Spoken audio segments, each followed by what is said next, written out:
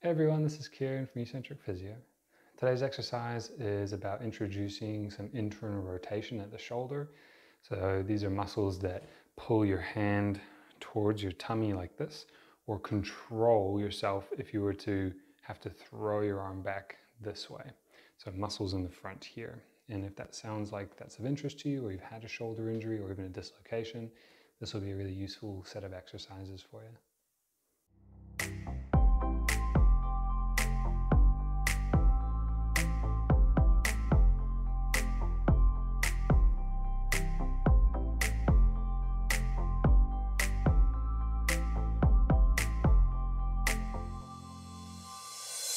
So a couple things about this exercise is that a lot of people are going to struggle with the end range of the exercise at first. So what that means is getting up into these positions. That'd be the full flexibility for most people.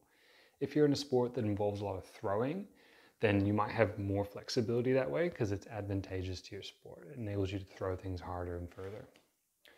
So what that means is when we're starting is we want to limit going into that full range and then eventually work our way towards it.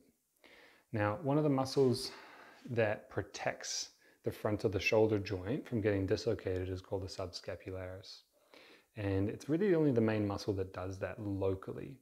You've got some other bigger muscles that cross that area, like your pec, but the subscap is one of the main ones, particularly into these ranges. And then as you get higher up into these overhead ranges, it's kind of the only thing there. The ligaments, that passive tissue, isn't there as much to protect. They're kind of more down in this area. That's part of the reason we see the dislocations happen up here more, is because the joint's just more vulnerable.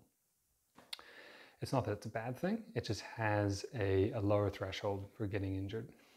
So if you've had that kind of injury of a dislocation, or you've been told you have a subscapularis weakness issue, that might have been tested by like a belly press test or lifting the hand off the back, then this would be a great exercise to start strengthening. And we're going to do a progression of each other, okay? So to start, you're just going to lay on your side and have a pillow. And then for me, my neck's flexible enough that I can rest there, but for some of you, you might need that pillow. So you're going to hold the weight. This is 2.5 kilos. And you're going to lower it down to the ground, okay? Up and down. And this might feel like, for some of you, really, really simple and basic. And if it does, you can try the next one. But if this feels a bit tough as you get towards the bottom, then spend some time holding there. Don't relax into it as much. Try and actively hold against it, and you'll start to build some strength, comfort, and confidence, which is a big thing after shoulder dislocations. Trying to get that confidence back at your end range. Just doing reps until you feel like things are getting a little bit tired, a little bit fatigued. You want it to feel somewhat effortful, okay? Once you've done some time with this exercise, maybe a week or two, you might be ready to progress into some of the more outer range things. And so what that looks like is a really similar start position. So my arm is tucked into my side here, but now I'm letting the weight come out this way, okay? And I'm just doing the range I have.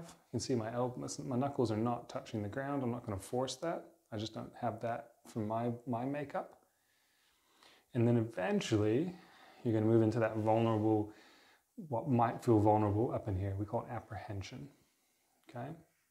So from the side, going this way. Don't worry too much about certain positions or perfect technique. Just let the weight dictate it. Use a weight that you feel like you can actually do the movement with and do it safely. You might feel a little bit of apprehension, but a tolerable apprehension is what we're after, okay? So you can see we've kind of moved from reduced range to a bit more range to a more vulnerable position, okay? And then later there's other exercises you can do with more weight that will challenge this in different ways. But really important muscle to rehab with shoulder injuries, and something that gets a little bit undercooked, particularly in dislocations. If you like this video, then please hit like below. Otherwise, to check out more of our content in the future, you can subscribe to our channel by clicking our logo over here. And to check out our latest video, click up here.